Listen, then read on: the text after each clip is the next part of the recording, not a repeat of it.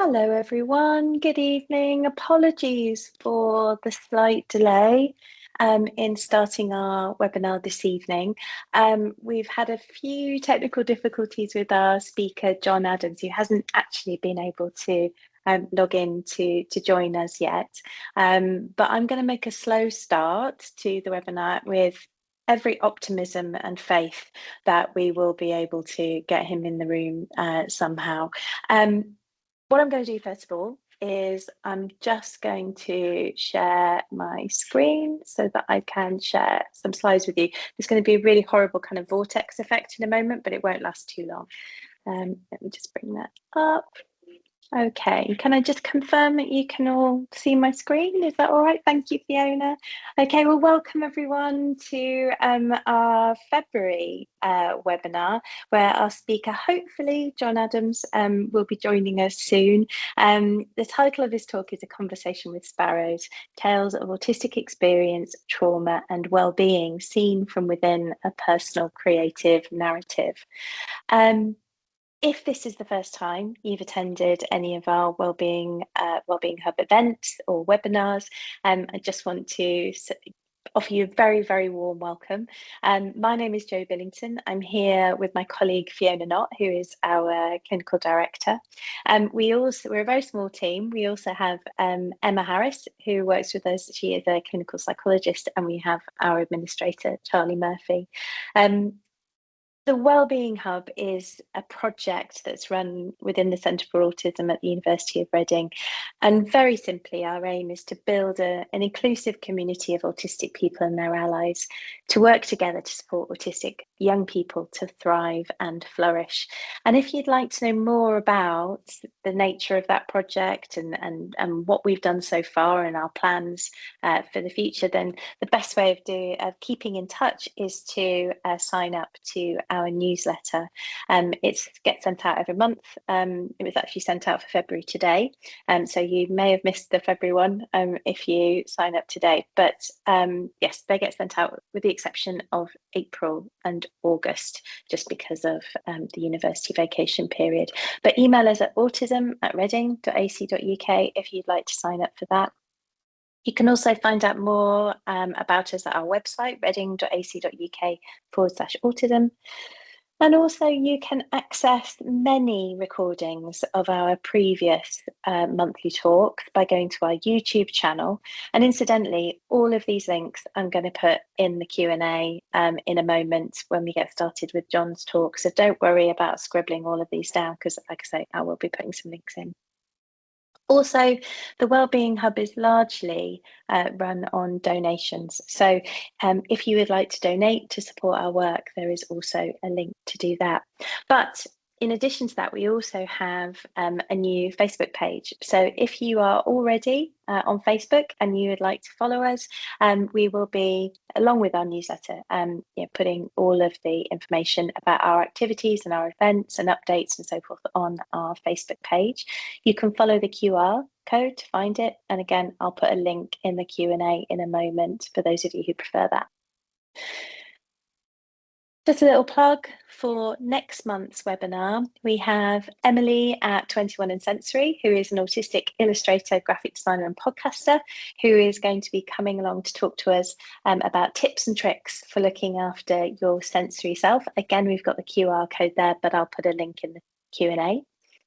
And also for those of you who are parents or carers of autistic children and young people, and you live close enough to the University of Reading that you can attend an in-person event, in March we have our next parent carer meetup, which is something that again we run every month for parents and carers to come together to have a conversation and a discussion about a particular theme. We will always have a guest speaker. It might actually be, the guest might be one of us, but typically we do have external speakers who come along and lead the discussion. And in March, it is Olive Kayonga, Berger, who is a neurodivergent mother, parenting practitioner, peer supporter, and parent of autistic children. And she has lived experience of supporting an autistic young person, her daughter, through a mental health crisis. And so she is going to be talking about navigating mental health services for your autistic child from a parent's perspective. And that's on the 19th of March from 7 till 9 p.m. here in the School of Psychology and Clinical Language Sciences. And the fee for that is £10 per person. But as always, anything that we offer that has a small charge, if that is a barrier to participation, then please let us know, because we do have financial support available. Just a little bit of housekeeping. We're actually going to be watching a recording of Jon's talk tonight. So if he can't make it for the beginning of the talk to introduce it, then that gives us a bit of time to actually support him with his technical issues with getting into the room. The recording is actually, and perhaps a bit embarrassingly, a recording of his talk that he gave last summer, which again, because of technical difficulties, only a handful of people were able to access it on the evening. So we've rescheduled it for tonight. And like I say, I'm slightly red in the face that we again have got some technical difficulties. But yeah, we're going to show the recording of that talk, and that lasts about 50 minutes, by which time we will hopefully have Jon in the room. Now, if we don't, very fortunately, my colleague Fiona has a Zoom account, and she has already set up a Zoom meeting. Is that right? However, I'm delighted to say that I can see Jon's joined. Oh, fantastic. So I'm going to just bring Jon on the screen, I think, so that you can see him. Yeah. But we're so pleased and thrilled to see you, Jon. Okay, so we don't need to switch to Zoom. Right. Which is fantastic. Brilliant. So yes, Jon's talk's going to last for about 50 minutes, and then we'll have about half an hour for live questions, discussion, Q&A. Please post your questions for Jon in the Q&A, and I'll put as many of them as I can to him at the end of his video. But apologies in advance if I don't manage to ask your specific question within the time we have available, because we do like to end promptly at 8:30. But yes, please feel free to use the Q&A, not just for your questions, but also to have a conversation. And Jon is here tonight to share in that conversation in the Q&A, because he's not going to be speaking live. We're going to be watching his video. We are going to be doing a recording of tonight as well, so we can capture the Q&A at the end and so on, and a link to that will be sent to you in about a week or so. But I would just like to introduce Jon. Jon is a researcher, advocate, and fellow of the Royal Society for the Arts. As an artist, he works in many differing media, including sound, drawing, and performance, often referencing his autism, ADHD, synesthesia, and dyslexia, all interwoven with history, science, time, and his past experiences. The result is a unique visual perspective of systemizing and recording history, time, and place. And he does not shy away from creating socially challenging and covert artwork. Jon, I don't know if you want to say a few words before we play your video. No, just thank you very much for coming. You know, if you can think of anything, and I mean absolutely anything to ask, either on creative side or the neurodivergent side, just say. Thank you, Jon. Thank you. So without further ado, I'm going to share your video now, Jon. Thank you.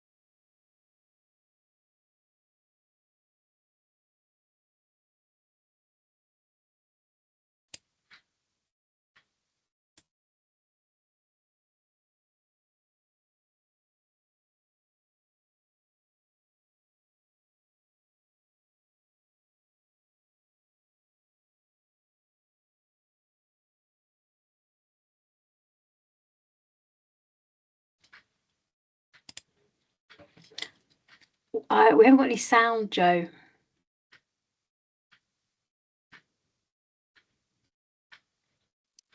Oh, really? Okay, Yeah. let me deal with that. So, thank you for letting me know.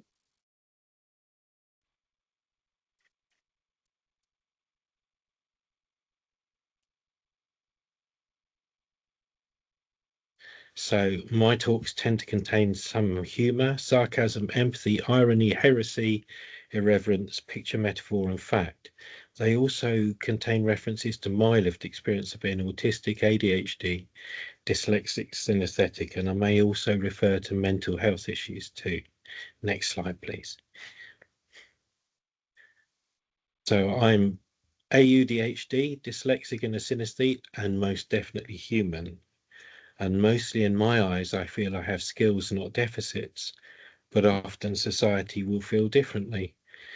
And these skills have been perfect for my twin careers as both an artist and a paleontologist. We'll come into why and how I chose both of those soon too. Next slide, please. So I'm going to show you a brief glimpse of my life in pictures. It's not been easy at times, but I wouldn't change it, nor me, for the world, although ADHD has been kryptonite at times. The world wants me to change, not be different, not exist, cause me trauma, and oppress those like me.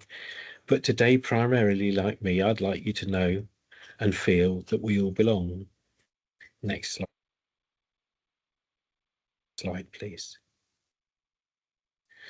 So how have I reconciled my trauma?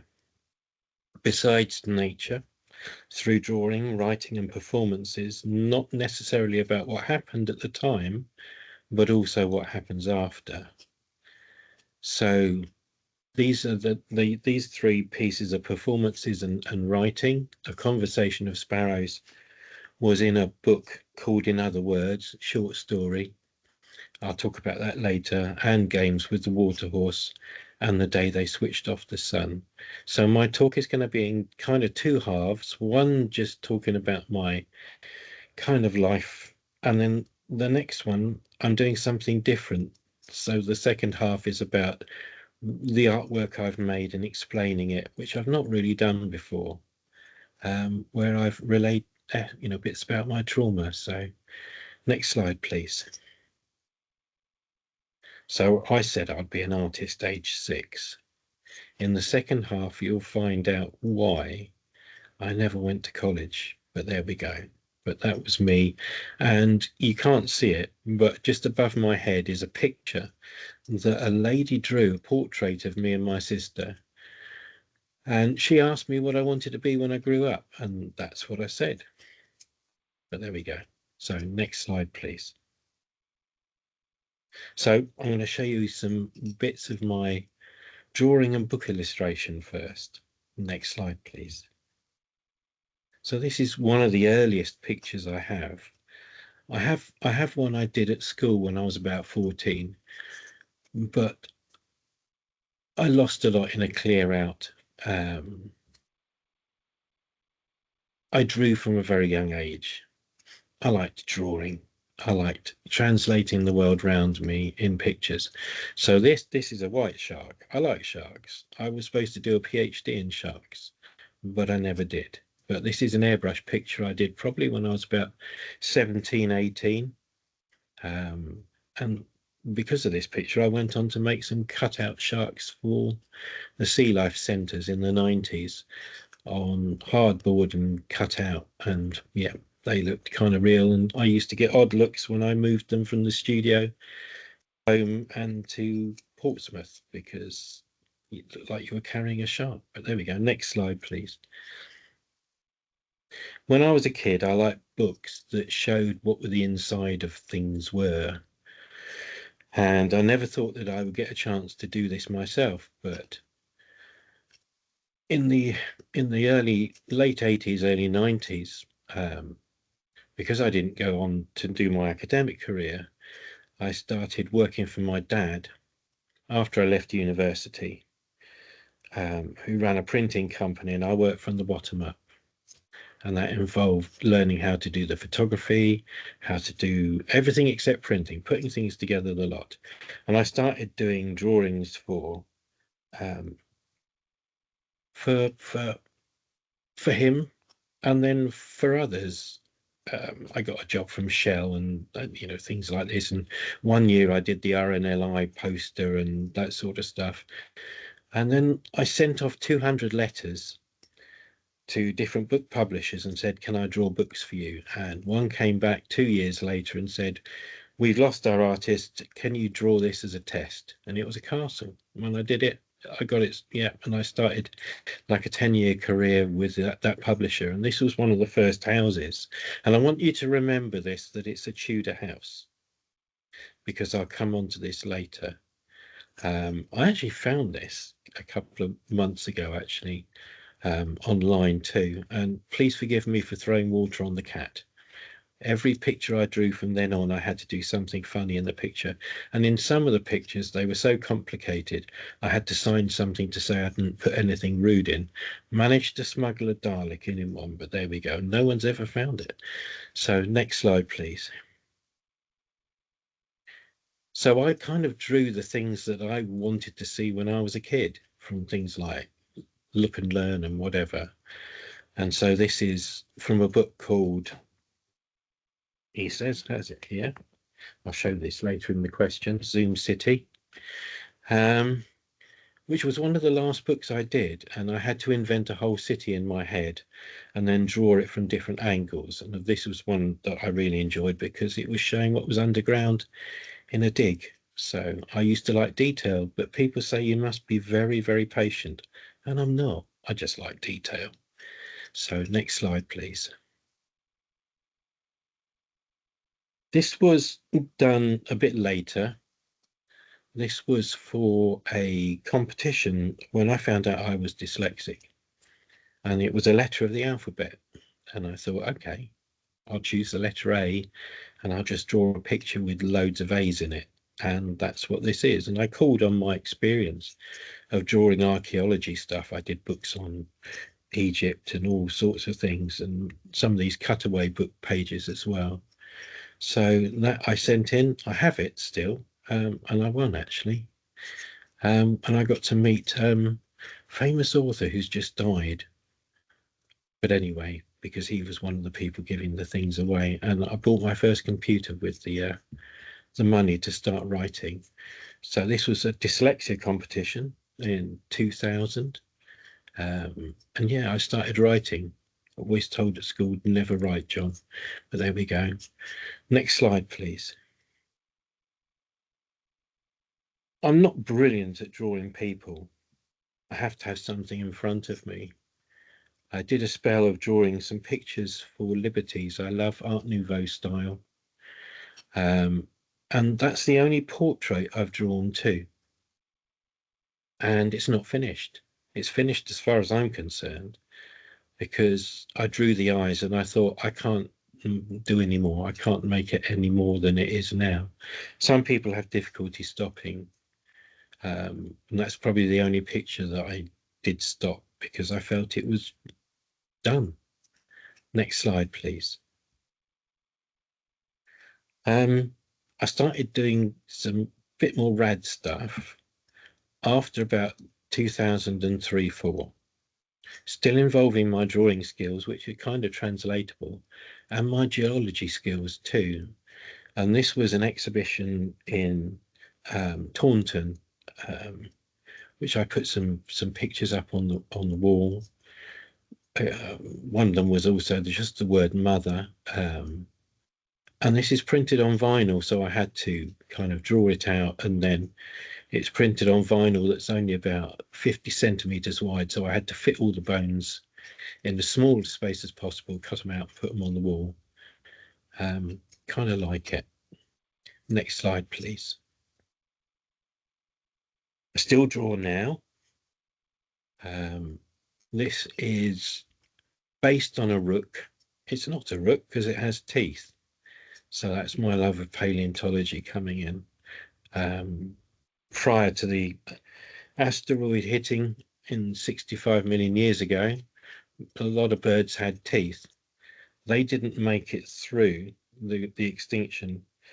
Only the birds with beaks that could pull the seeds out of the ground that had laid dormant for a while and things survived. But if you look outside and find a bird, you're just looking at a dinosaur, avian dinosaur.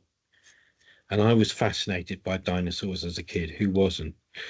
But in the 60s, it was even before they decided they were warm-blooded and had feathers. That all came as revelations through the early part of my life, fed my terminal curiosity as a child.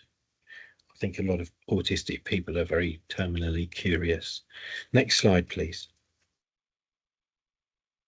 And this was for a trellis project that I did a couple of years ago during lockdown, where I was helping support some autistic people with some poetry for UCL.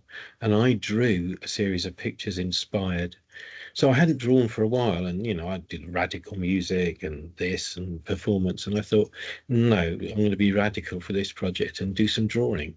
So I turned some of the conversations into drawn imagery, and these are the corvids looking at a skull. Someone's showing it off, and it's a mammal skull. I've got bird skull, but this is the birds looking at mammal skulls. But there we go. Next slide, please. I still draw monsters. This is a digital one.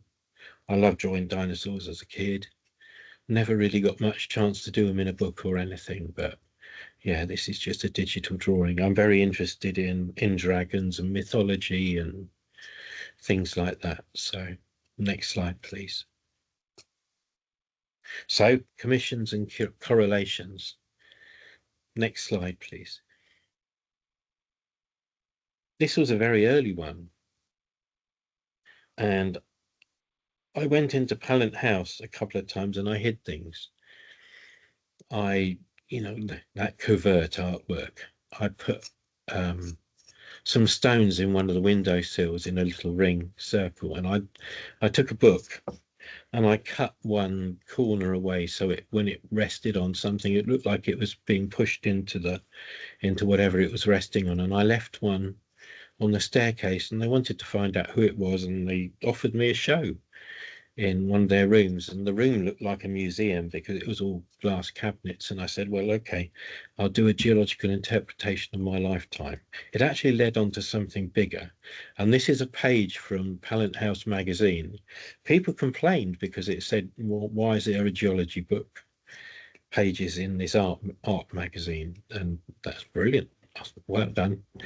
So I made a stratigraphy out of my lifetime. And I'll come on to that in the second half for some of it. But that geological map is just a map of Chichester, but I've just retranslated it. Autistic people can be very good at repurposing things, changing things, altering things, making something from nothing. I can't make something from nothing. I can't conjure something up. The blank page you had at school when you were told to write or draw something from your weekend was horrendous because there was too much to choose from. Next slide, please. And here's one of the images for a project it led on to, because someone saw that show in 2008 and it was called Goose on the Hill. And they said to me, would you like to do something to map the Cultural Olympiad in the Southeast for London 2012? And I thought, yeah, okay, as long as I can do it in geological metaphor. So that's what I did. I spent 2 million minutes of my life writing everything down, looked for correlations, and these are some of the diagrams that I made. This was actually, where it says Dance with Ferns and Horsetails, it was one of the disability arts dance groups that I followed for the whole thing. Every single performance they did. I actually knew it off by heart for their final performance in London. One of the actors was sick, and I was asked if I would substitute because I'd seen them all. But then the show got cancelled at the last minute by someone else, so I never got my chance, but I did later. Next one, please. And this was the map I made. And I was really privileged because part way through I was awarded official Olympic branding by the IOC for my project, which a lot of companies paid a lot of money for. It was one of the Inspire Mark ones too, and that's a geological map I made. I printed 10 and I've still got 8. And Steve Silberman was one of the lucky 2. Bless him. Next slide, please. And just to add to that, one of my partners was actually the British Geological Survey. So everything was almost 100%, geological correct, even though, and I had a show actually during the Paralympics where I zoned lots of fossils with hair grips, things I found at the, at events, and that was shown in the geological BGS room at the Natural History Museum during the Olympics. So this was one of the most recent ones that I've done. I was commissioned to work with 3 disability groups in Surrey to make and help them inspire and make artwork for library service. I've always had a wonderful relationship with books, even being dyslexic. I love them. And for the Olympics, I actually cut some up and people put them on sticks and put them out, and people didn't like that, but some people did. So I took one of the books from the library and I created this long pull out from the book, and it said, read every minute of every day for the rest of your life, or something very similar. And the disability groups made artwork out of books too, and it was rather wonderful. And I think it's still on tour somewhere in Surrey Library Service. Next slide, please. And this actually was, I put in for a Art Plus award, which was an art in public competition run by Arts Council 2005 to 2007, I believe. And it was one of the first things I applied for, and I thought I'd like to be artist in resident on the trains and make maps of people's conversations, because that's really hard to do, because you sit next to someone on the train and talk to them, which is not the British thing to do, is it? So I put in for it, and I actually won one of the awards. And the application process was different. You just sat in front of someone for half an hour and you spoke what you'd like to do, which was better for me than trying to get it all on paper. Sometimes when I said about, talents and whatever, sometimes the opportunities you have are very sparse because the application process is very difficult, or the barriers are inside you. For me, RSD, I don't deserve anything, so I'll wait till someone asks me to do something. But this was one of the first things that caught people's attention, that I might be autistic. It's not the usual map I made on the train of someone's experience, where I overlaid a word of their experience on the station. It's a map of all the plastic bags in the trees between Ford, I believe, Station and South East Croydon. And I systemized them all as to what they were, the condition they were in, and the colour they were too. Very autistic. And it was the only map that the train company didn't like, and it was one of the ones that Arts Council loved. But there we go. Controversial. Next slide, please. And this was another something different I did in 2008. And it involves my synesthesia, because every time I've been in the turbine hall at Tate Modern, I hear seagulls. So when I was very privileged to be asked as part of a small team to experiment within the turbine hall, we could do anything we wanted to as long as it didn't damage, mark or touch anything. And I thought, well, okay, I'm going to play the sound of seagulls for 10 minutes on the hour, every hour, as long as I'm there, which I did. But I also got some yellow tape, and my synesthesia doesn't like the colour yellow. My synesthesia thinks yellow is horrendous. It's mouldy, tastes of mould. I can taste colour, which is why I'm not a very good painter. and I painted some yellow tape and I put it on the floor, and there's a crack there. It was the infamous crack, and what I had been doing was filling part of the crack in with Scrabble letters surreptitiously, because I just wanted words buried, and it had just been freshly filled in with concrete, and I used that as an offset. I put a yellow line down from this tape and played the sound of seagulls, and people would sit on it like on a beach, and people would come out and listen, and there were other people doing some really good stuff too. It wasn't just me. And at the end of the day, when I came to pull it up off the floor, it slightly cleaned it. So there still remained a mark. It still remained a trace fossil there. And a couple of years later, when Tate did this booth where you could go in and confess things, I went in and confessed in the booth to leaving Scrabble letters in the crack and marking the floor. They since repolished it, so it's not there anymore, but you can see it quite plainly. There's a famous artist who did a performance piece where they're marching up and down, and if you look carefully on the floor you can see it. But there we go. Next slide, please. And then this was a commission I had from Parliament, actually by the same person who commissioned me for the Olympics project. And I was the lead digital artist for community engagement, and we had an app, and it worked on the names of streets. Who were the streets named after? And I wanted to find out streets that were named after someone that didn't do something brilliant, so people could do any sort of artwork around the name of their street and look into it, and also encourage them to look up their family history with the archives. And we had pictures lent to us for the app from the portrait gallery and things like that. And at the end of it, I made a load of posters out of streets that people had sent in and the reason why they had sent it in. And it was about, every vote counts, encouraging people that, they can make a difference.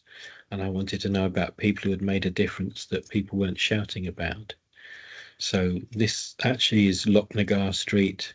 It's not my favourite. My favourite is something else. But it was sent in by someone, and it's the only one in the country. My favourite is Wilfred Owen Drive, but then that's World War I poetry. But anyway, next slide, please. Oh, the last thing actually about that last one was I was very lucky to have an exhibition in the House of Parliament in the Great Hall, the big Tudor hall. It was kind of cold because it was in winter, but all the MPs and people visiting could walk through the series of posters, and I met a few, disliked a few, but there we go. Next slide, please. Patterns and performances. So as an autistic person, I like patterns. I see patterns everywhere. As a young child, my mum used to have to come in and chase the tigers that I used to see in the ceiling, Artex, etc., etc. But pattern finding can be both positive and negative, and it certainly helped me as a geologist. And performances, yeah, that was quite a late addition, but next slide we'll talk about that. So I like repeating patterns. And again, this picture kind of convinced someone that I might be autistic too. It was a little bit of evidence. There are lots of like sunsets on beaches and things, just drawn very simply. But I like rhythms. I like music that changes. I like listening to music that other people think is the same, like Steve Reich, but actually changes and morphs all the way through. Because part of my synesthesia is that I touch sound, I touch music, I can feel it. So it has a shape and it goes through you. Next slide, please. Again, synesthesia is a double-edged sword too. So these are digital drawings of stones, and they're based on real stones. So this was my first attempt at doing a digital drawing rather than using a pencil, or my favourite thing is a biro. If you've never drawn with a biro, just get a piece of paper and a biro and draw. So again, they're just different studies, and later I can show you some of the stones that they were actually based on. Next slide, please. Again, exactly the same patterns, pictures, colours. I'm not brilliant at colour unless it's digital, because like I said before, I taste colour, so I find it very hard to mix colour on a palette or a plate. And all my book illustration was done with pure colours, so I'd do a wash of vermilion and then a bit of blue in different places, etc., and build it up as a picture. Kind of laborious, but digital makes it a lot easier. Next slide, please. Same with this. This is a recent digital drawing. I tend to take photographs and transform them into things. Again, it's that, don't give me a blank sheet of paper, because I'll be overwhelmed. But I like chaos. I like putting something in and then getting a strange response from some of the software I use, and then I'll run with it when I see that I like. This was kind of one that I liked. Next slide, please. And then performances. So I had a residency at the Autism Research Centre. I've done about 5 residencies. So there was the one on the train. There was one at the University of Portsmouth in the Institute for Cosmology and Gravitation, where I made music from supernova recordings, pictures. I spent a lot of time with a supernova researcher and asked them what their favorite ones were, and then used them to make both music and imagery. And then I had a residency on the trains with a train company. And then the next one was at the Autism Research Centre in Cambridge, which actually was called Confirmation. I didn't know that I was autistic. I had suspicions, and I was invited after doing a talk at Cheltenham Science Festival 2011. A lady saw my talk on the geology project and said, would you do a talk for us? And I said yes. Didn't know what it was. They said later, okay, you'll be at Cheltenham Science Festival and you'll be on stage talking about, creativity, etc., with an artist called Ben Connors, who I actually was with today, and Gabriel, and also Simon Baron-Cohen. I thought, oh, interesting. And the talk went down well. Lots of questions afterwards, and you can ask what you like of me. And one of the people came up to me afterwards and said, from Welcome, and said, you should do a residency, you two should work together. So that's what I did. A couple of years later, 2012, 2013, I had a short residency at the Autism Research Centre in Cambridge. And 2 days after it finished, I had a phone call saying, would I meet someone in London? They're a play producer and they'd really like to meet someone who's synesthetic. And I said yes. So 2 days later, I was up at the Young Vic. The person and their assistant walk in. We go over the road to the small restaurant. 3 people at a 4-seat table is not congruous, is it? So I looked at this chair and I said out loud, because I didn't know what else to say, a chair is more alive often than the person who sits in it. And next thing I know, I'm helping Sir Peter Brook with a play about synesthesia called Valley of Astonishment, and some of the stuff that I spent time with 2 of the actors in, and went to Paris for some of the rehearsals and things, and we did a on stage talk at the Young Vic afterwards. I was told for the second time in my life by someone that I needed to do something, and Peter told me to write and perform my own work. So the next thing I did was that, but that was kind of like out the blue. Next slide, please. Astonishment is probably the right word.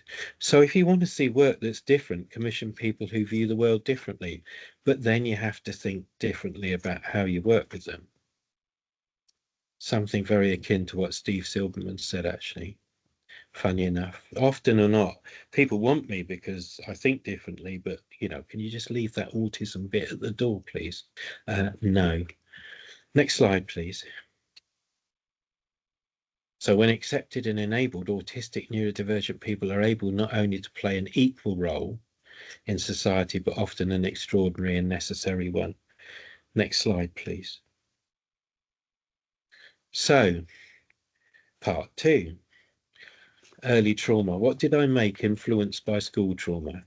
I want you to think back to that Tudor house. Okay, next slide, please. This is one of the first things that I did that reflected the trauma I felt without even knowing that it was trauma that I was feeling. I had a rough time at school, being dyslexic, autistic, ADHD, in the mid to late 60s and 70s. You can imagine, well, you probably can't, but yeah. And this was my story. It was actually the year before the one I showed you about a letter of the alphabet. I had just discovered I was dyslexic, over 40. I thought I was terminally stupid because that's all I was told at school. So this is what I drew. I actually won that competition too, funny enough. And it was about the time that I was just doing the it's full of Victorian allegories, etc. I didn't know I'd been traumatized. I just thought I'd had a rough time at school. And that's often the truth, that some people go through life not knowing they have trauma, and you can do something about it. So yeah, that's sad. Next slide, please. And after that, I started making stuff to express how I felt. Sort of that was 1999, 2000, that picture. And this was about 2005. And it's a pen. It's actually my school pen, my original school pen. And I stuck pins in it. Not because I don't like writing, but that's how difficult it was for me at school to write. And also the response from teachers. I was told never to write, John. You'll never be able to do it. You can't do it. And my first response when I knew I was dyslexic was to start writing poetry. But that's how it felt. It wasn't an anti-writing thing. It was just pick it up, try writing with it, because you have to be careful with your words. Next slide, please. Again, I didn't know I'd been traumatized. Maths. I hated it at school. I could do some of it, couldn't do other bits. I failed my O-level. I was in a class of 3 because I couldn't remember formula and other stuff. Couldn't do it. Just couldn't do it. Some of it, yeah, some of it couldn't. I love number, funny enough. And I retook my art O-level, it was blamed on me taking my art O-level a year early because I missed the double maths session. So I got it in the year from my maths teacher. So I was already on a losing wicket.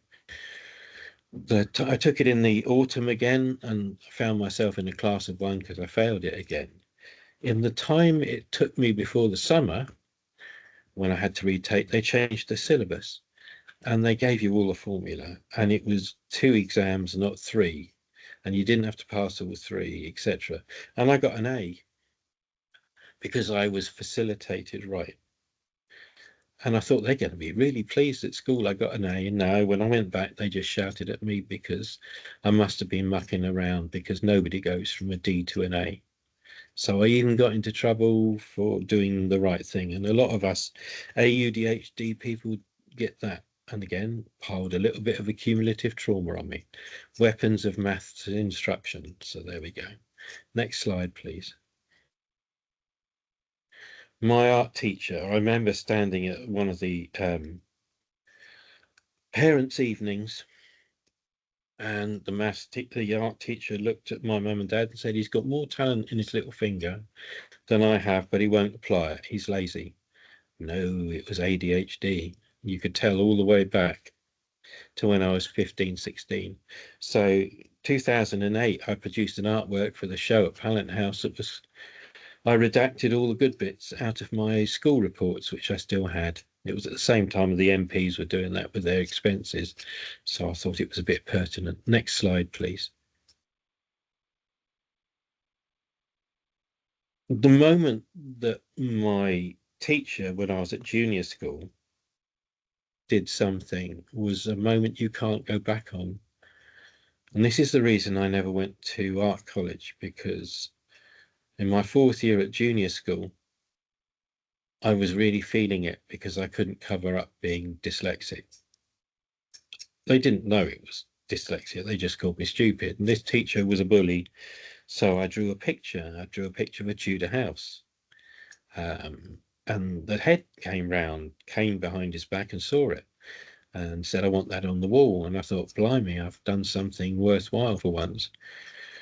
Teacher said, write your name and the subject on it. I didn't know how to spell my name or the subject, so I had a choice. Do I ask for help? Know what he'll say. Stupid boy, can't even spell his own name, never be anything. So I did my best, I guessed. He held it up in front of the class, tore it up, put it in the bin and said, stupid boy, can't even spell his own name, never be anything. At that moment, I did not want to go to art college, and that's why I went and did geology, which was my second love. And it's one of those moments where your life changes forever and you can't go back. So in that photo, I was happy because that happened beforehand, and 2 little boys, moments that change life forever. And the reason it was called In the Arms of My Loving Father was because my dad told me a story about how he heard about the dropping of the atomic bomb and he realized nothing would ever be the same again. Next slide, please. And sometimes that's a recent drawing. Sometimes that's just how you feel. Out on a limb, feeding the birds at the end, way above everything. And it's a companion piece to one I'll show you at the end, actually. Next slide, please. This is called the imposter syndrome, for obvious reasons, and came out of the trellis project again. Imposter syndrome, yeah, hard to. The one good thing about this picture is that it was seen, and it's in the International Archive of Pandemic Art at Berkeley, California, with a little explanation of why I drew it. But there we go, try to fit in, but you can't, because you're always the imposter. And that has a lot to do with your well-being. All of these things accumulate and build and affect your well-being. Next slide, please. This actually was the positive thing that came out of that residency with the rail company. You must not put things in the timetable, John. So I did, with the help of someone who was leaving. And I wanted, what do you want in there, John? And I said, I want the word dream, because I've always dreamt of being an artist. I mean, this was years later after school. And I've always been marginalised, so put my dreams in the margin. 106,000, I believe, were printed. People complained. Spelling mistake. Love it. Brilliant. I achieved what I needed to do. Next slide, please. And again, this is that geological thing. And one of the things I used was that marker of being abused at school at the age of 10, 11. And that's what this diagram is about. So as a geologist, I love bone beds because they mark a place of catastrophe. And that for me was a catastrophe. So I retranslated it into geological metaphor. Next slide, please. I said I would talk about some of those things I wrote at the very beginning briefly, and I'm probably going to talk for about another 8 or 10 minutes. So this is Games with the Water Horse.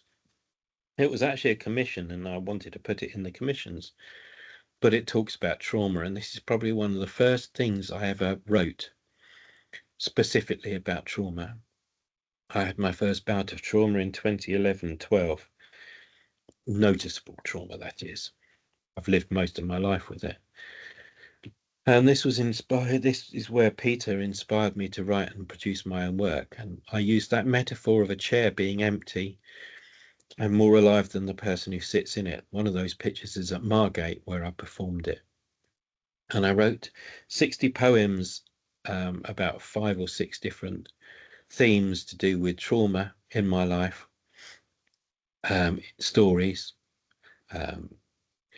It was based around some Chinese mythology about dragons, about my uncle being sunk by the Japanese from the Japanese point of view, my mum passing away, things like that. And it was done on the hour. So the first poem was something that happened on the hour, then 1 minute past, 2 minute past, etc. So it was all jumbled up, and you say it and perform it.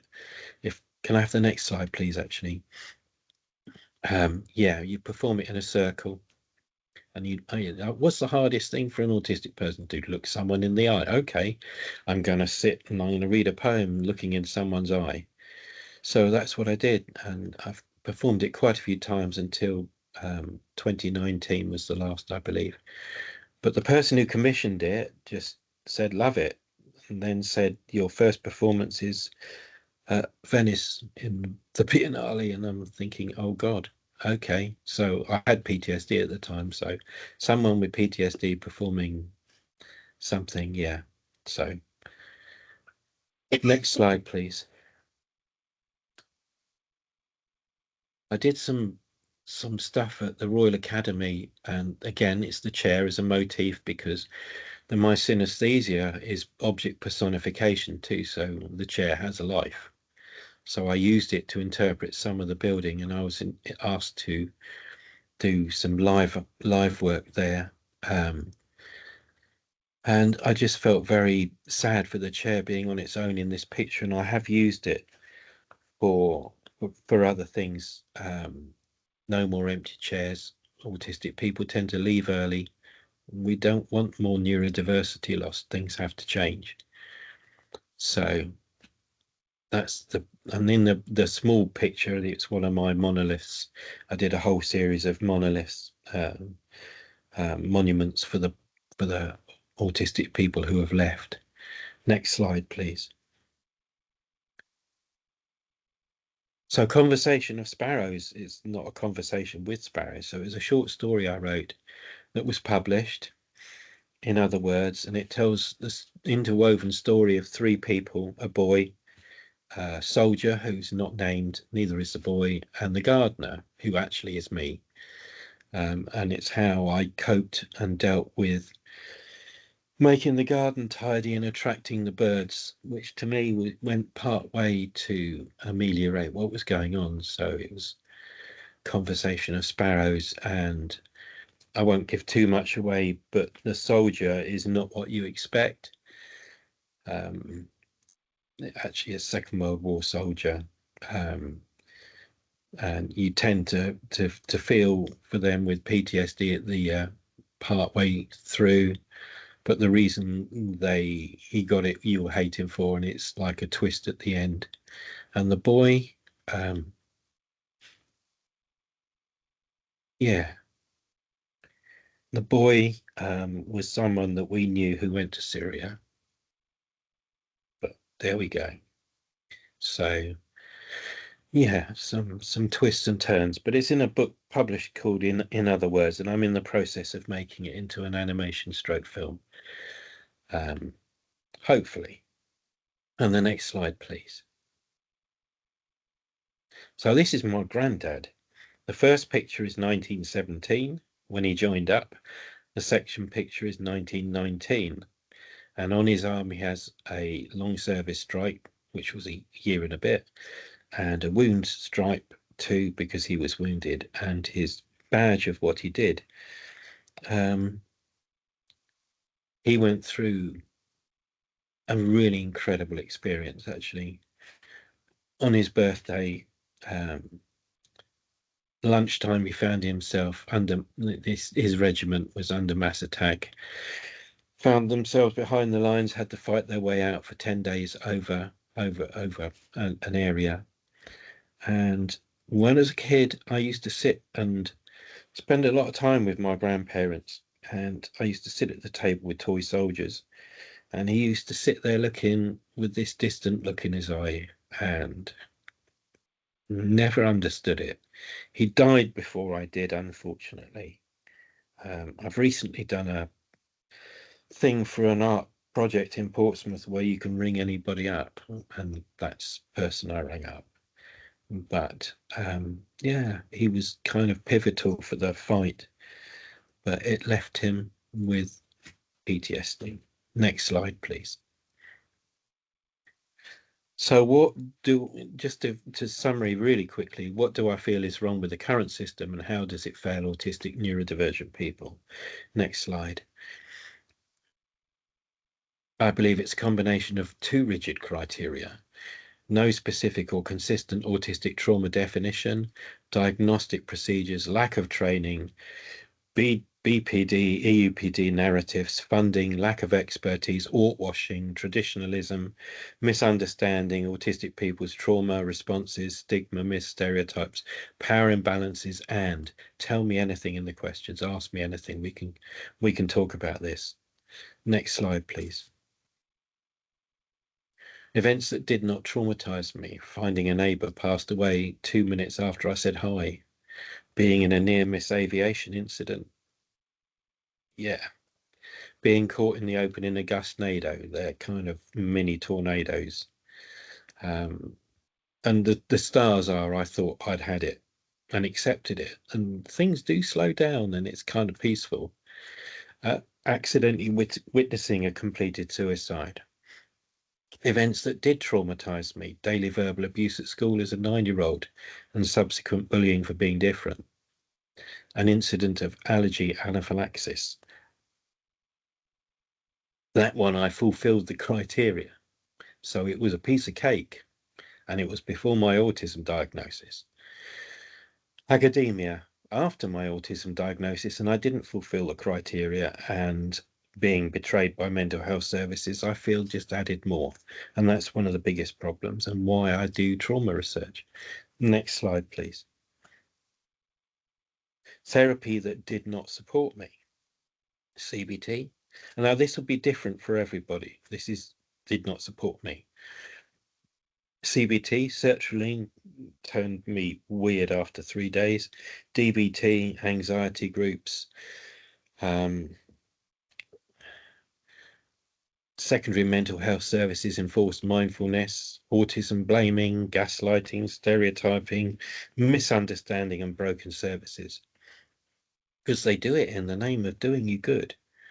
Therapy that did support me, EMDR, wonderful. Added into internal family systems therapy, autism and trauma understanding, peer support, vital, body doubling time, kindness, and creativity. That's what does you good. Doesn't cure often all the way, but creativity does you good.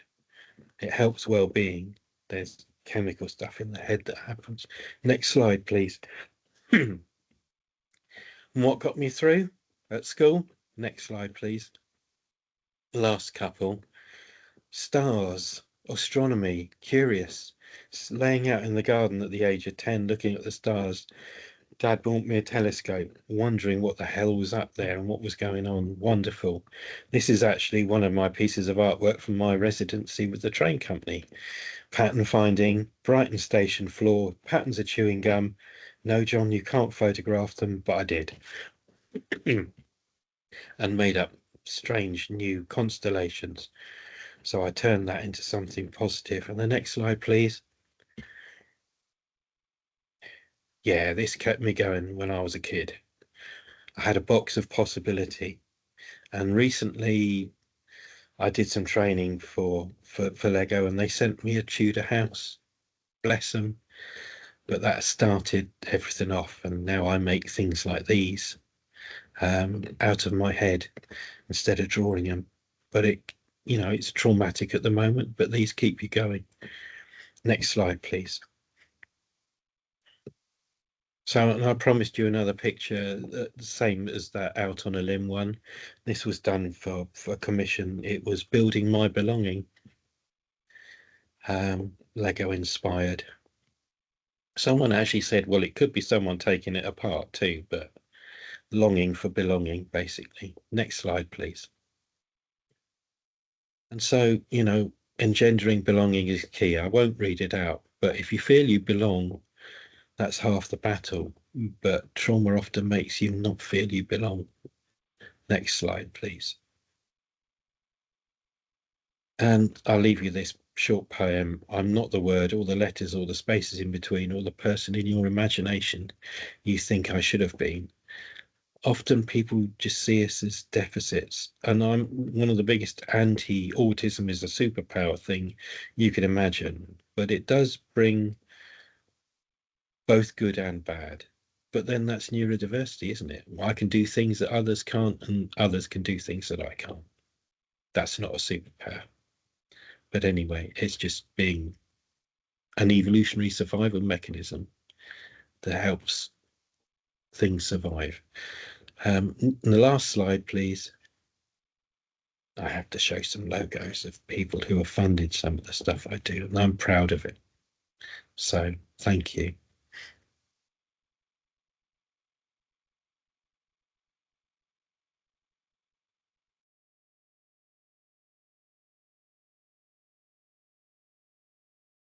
Thank you so much, Jon. That was just as powerful as the first time I saw that in I think it was like June or July last year. And in fact, actually, whilst I was watching it, I was thinking back to when I first saw you. The first time I ever met you was in 2012 when you were speaking at a National Autistic Society conference with Temple Grandin, actually here in Reading at the town hall. And I saw you shared a photograph of your pen there, and I remember it just being profoundly moved, and I still feel as moved now, all these years on, after seeing that. Your work is so evocative, so powerful. Thank you for sharing it with us. Yes, please, we've got some questions and comments, but for everyone who's here, please do put your comments and questions to Jon, even just reflections or resonances you might have felt while Jon was presenting his work. But how was that for you, watching yourself talking, hearing yourself talk? Oh, I say certain words too many times. I don't like my voice, so I did remember a couple of bits. The famous author I referred to that I met was Ken Follett, way back 2000, and then the dance company I worked with, during the Olympics was Stopgap dance company, and it was Jeremy Deller who did the dance up and down in front of the Tate in the Turbine Hall.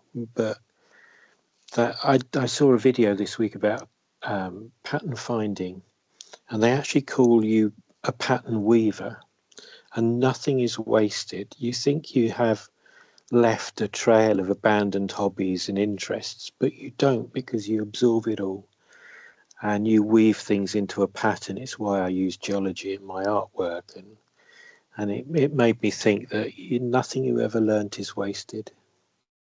You might think it is, but it's not. You will use it again. It's a helpful thing to think about. Along the lines of that, one of the questions that we've received is, what would you say to a teenager who loves art, who's lost in the middle of school and life trauma and struggles with hope? Keep drawing. Don't let that flame die out. Everything may be going to heck around you, but lose yourself in world building. I think autistic people tend to be very good at world building because we don't like the one we're in, because it doesn't treat us very well. But in between that time when the teacher tore my picture up and I went to university, etc., I was still drawing, but I was drawing for me, not for other people. I still tried to keep that flame alive inside. I kept it within me. And, you know, I was drawing castles and things. And that eventually became useful when I started book illustrating, because my first book was Forts and Castles. So my love of castles, just read, learn stuff, learn something new every day, even though it feels really difficult. Just draw for yourself, make something for yourself. Keep that flame alive inside. It's difficult, but you can do it. Is there anything that parents and carers, friends, family, is there any advice that you would give to us in that situation to help to keep that flame alive? I'm just conscious that thinking about my own children, that kind of encouragement might sometimes be perceived as additional pressure. I wondered if maybe you had some thoughts on that. Yeah, encourage, but don't do it pressurized. You know, you only need to say, that's really good, keep going.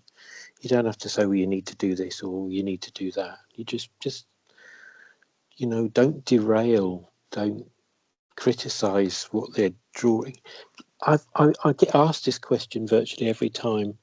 And funny enough, that time at the Young Vic, I was asked this, and the time in the tent at Cheltenham Science Festival, I was asked this. You know, my child sits in their room all day. How can I encourage them out to socialise and be part of our world? Well, no. That's why they're in the room all day, because they don't want to be part of a world that probably that far has treated them badly. But one day, they will let you see their world. And that's the thing that you, as a parent, have to cling on to as hope too, to never let that flame die, that your child one day may well blossom. And, you know, yes, protect them from, you know, stuff, understand what they're going through, that, you know, every little criticism builds up. And as an autistic ADHD person, I've been corrected all my life.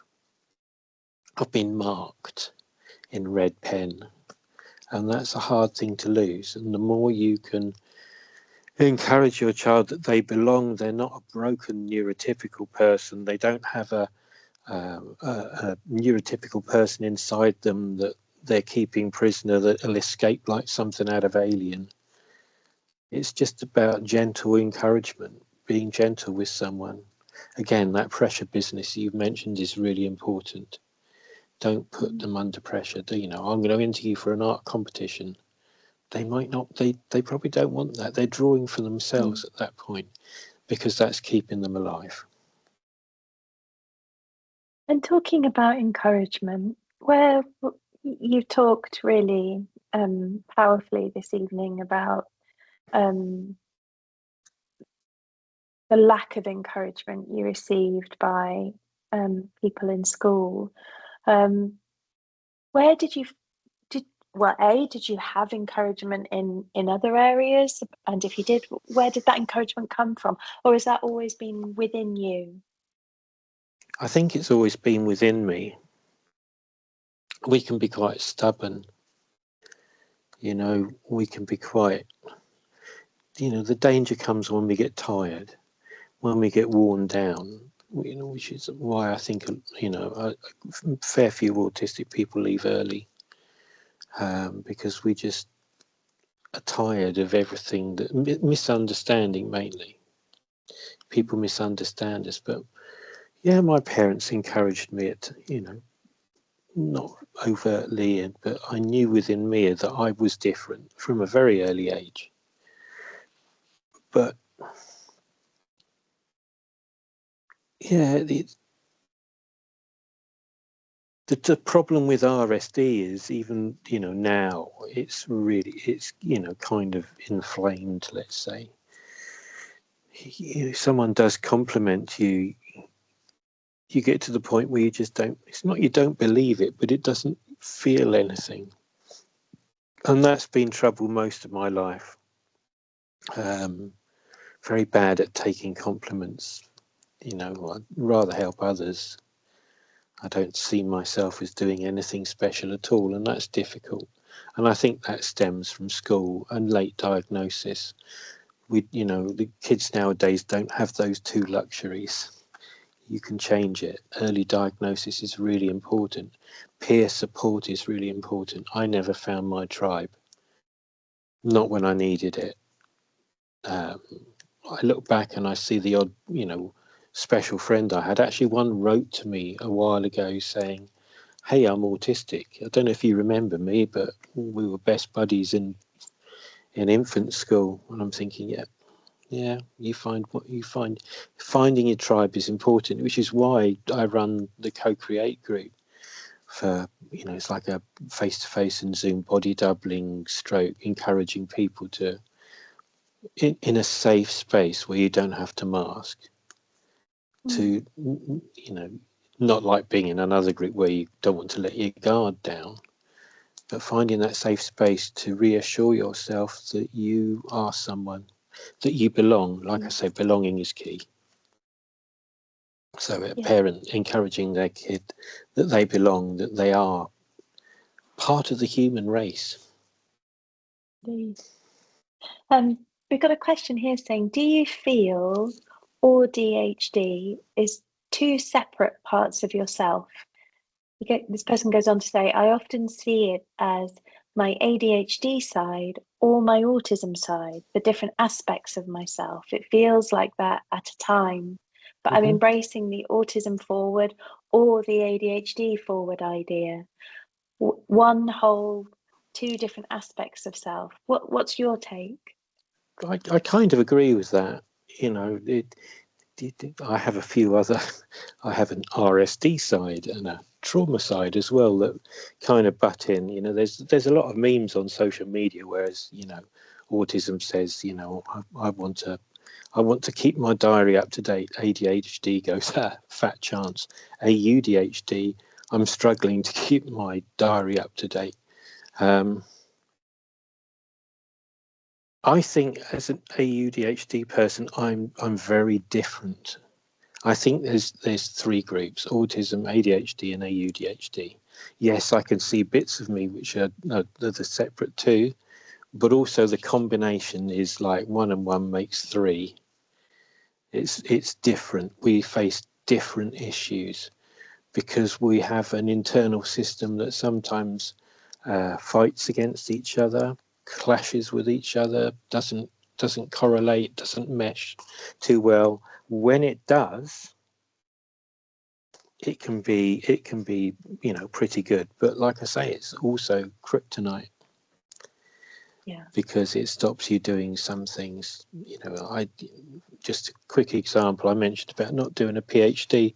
Well, I had the chance to go to Canada to do that PhD, but by the time I was 22, most of the major damage was done at school, and the AUDHD made my life small. It said, "Oh, you don't deserve that. You can't do it." It wasn't sort of, "Oh yeah, let's give it a go, quick, do something with that." Autism going, no, we need to plan it. It didn't happen. It was, "You're not good enough, John." I'm sorry that happened to you. People, it's most of our problems are not society is systemically unaccessible to us in places, but it's people who mainly cause autistic people, I feel, trauma.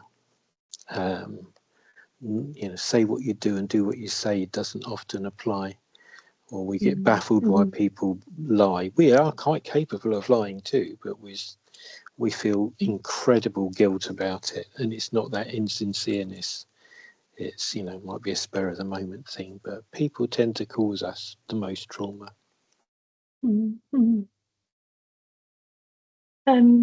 Another question here. Do you have any advice for explaining PTSD trauma responses when dealing with statutory services as an autistic or ADHD person they don't understand?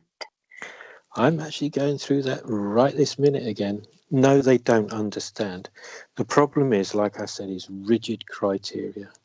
If you don't, some of the things that I mentioned that, didn't give me trauma under the DSM criteria should qualify me to having PTSD.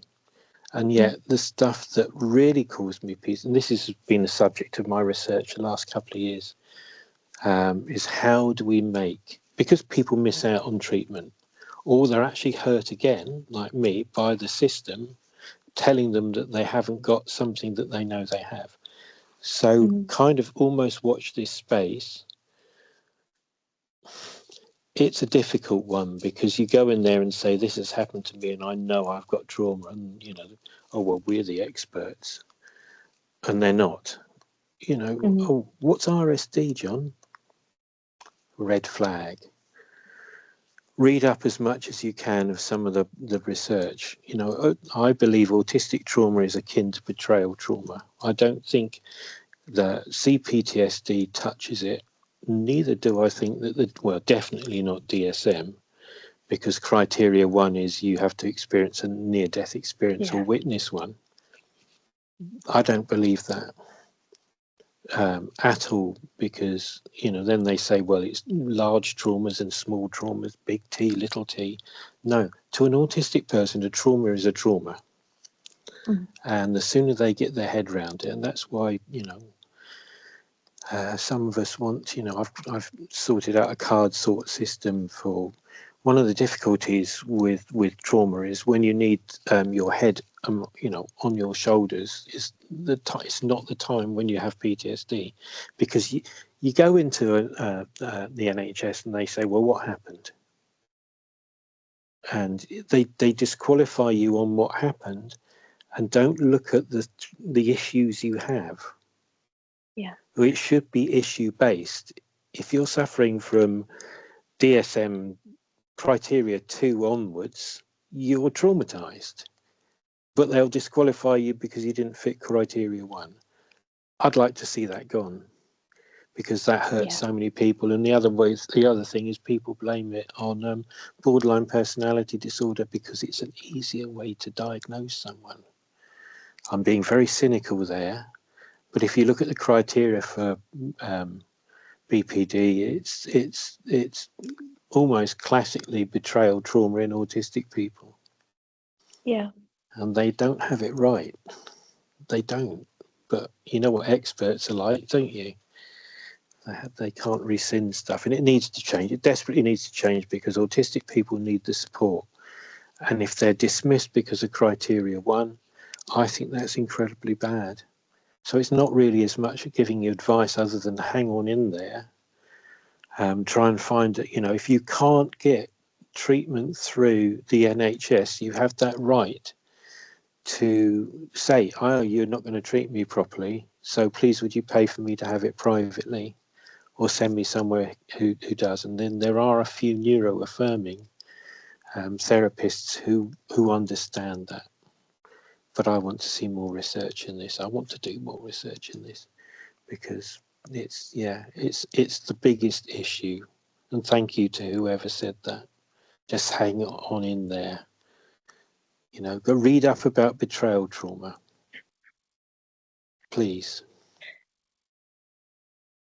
Talking about your research, John, and your incredible artwork, I mean, essentially your contribution to us all. One question that we had was how do we easily access that? Do you have a website, or is there a place where you collect all of your creative output, both artistic and academic? I need to do that. Yeah, Instagram has a lot of pictures. I half started a website with someone about 3 years ago. And it's been on my mind in the last 6 months to really have a go. And, I like that idea of putting some of the research ideas up with it. Thank you. But yeah, no, I will do. It's scattered all over the internet at the moment. There's a few videos on YouTube.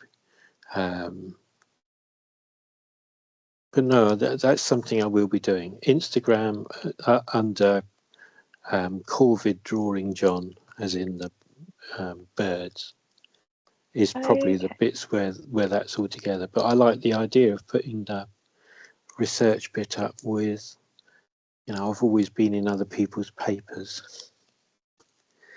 But yeah, an index. And this is the trouble. I would love that. My autistic side says, yeah, let's do that. Let's have a really, with indexes and, all partitioned and that. And my ADHD is going, just put it up somewhere else.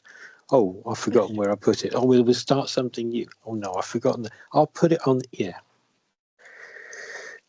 Well, if the autistic side wins, and it does happen, then Yeah. could you please drop me a line, and then I can share it with everyone who attended or everyone who registered for tonight.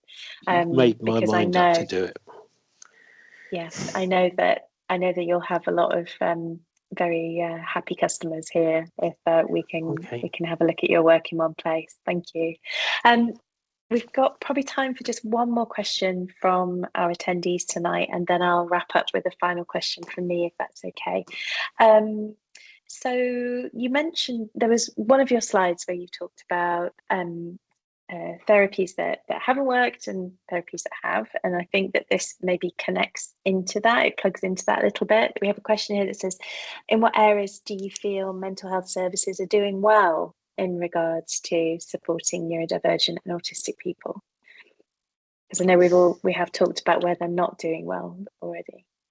They're talking about it. They're starting to talk about it, and there is a rise in local neurodivergent peer support groups. In Portsmouth, we have Room 1, and they've been, and the Autism Community Forum, which now has a fair few autistic people, and they've got the ability to talk to people at mental health services. So you can't just march in and say, please change.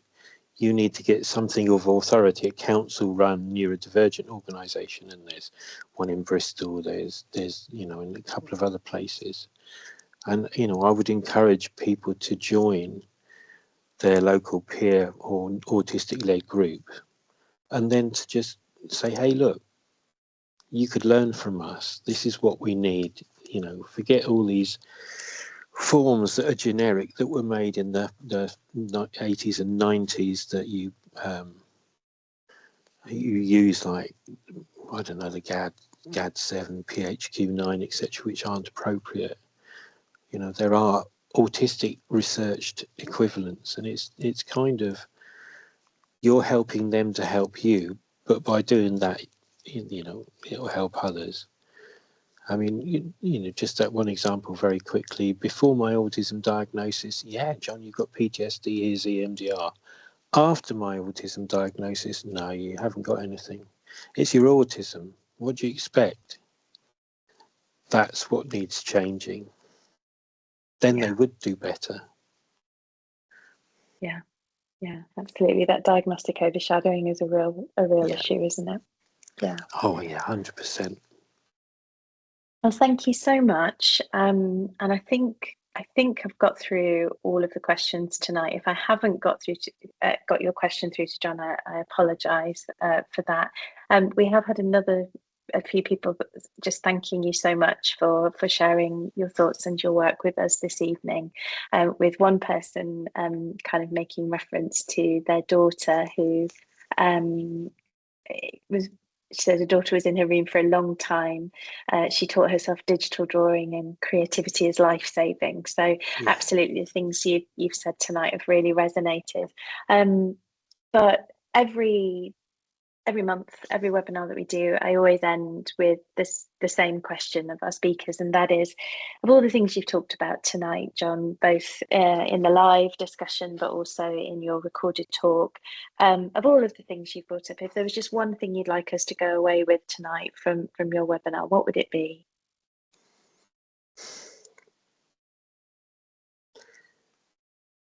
That you're innately, naturally human as an autistic person. Yeah, like I say, it reinforced that You're not a broken neurotypical person. You're not second rate. You're not deficient in any way. I do believe that ADHD and autism are disabling, no doubt about it, especially ADHD. But it's about belonging. You belong. You belong as part of the human race. You belong equally,